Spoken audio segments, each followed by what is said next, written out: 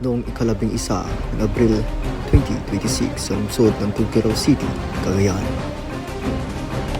Ang ating biktima na pinangalang Salengua Ezekiel, siya'y inabangan ng di niya inaasahan.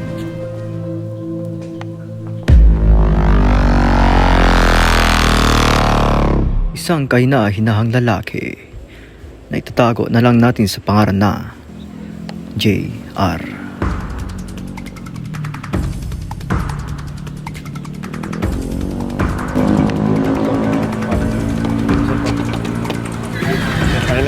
Ayun na mo. May nanakawan! Mamang pulis! Mamang pulis! May nanakawan! Nabulin nyo!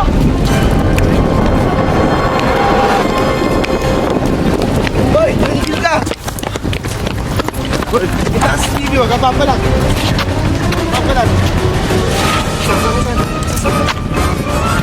Sa station na tayo mag-uusap. Siya naman na sa trabaho ng pulisya ay hulihin ng kriminal, protektahan na ang ebidensya.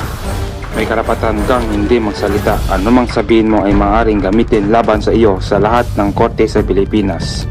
Mula sa kalye, ang kaso ay dadalhin sa lamesa ng taga-usig. Ang aming taga-usig na pinangalang Jonah Pilacanaw. Complete ang evidence. May witness at nakuha ang phone. Jeric, I'll make sure your case goes to court. Justice must move forward. Ang aming hukom naman ay si Leret. Based on the law and evidence, you are guilty of theft. Guilty beyond reasonable doubt. Hahatulan kita ng pagkakakulong para pagbayaran ng iyong pagkakamali. Hindi parusa ang dulo, kundi pagtutuwid sa loob ng rehas, hinuhulma ang bagong pagkatao. Jeric, hindi ito ang dulo ng buhay mo. May mga field at seminar tayo. Magbago ka para sa pamilya.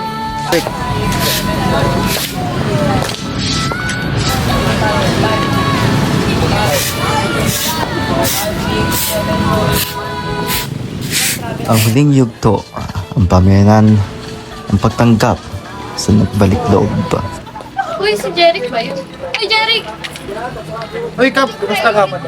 Balita ko maayos yung behavior mo sa loob mo. Opo, Kap. Pwede yan, yun ang ginawa ko at saka handa na ako magbago at magsimulit.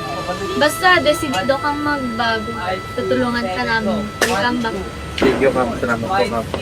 Kapag matatag ang bawat haligi, walang lusot ang krimen na. Ito ang SOGO, Strategic Observation of Generated Offenses.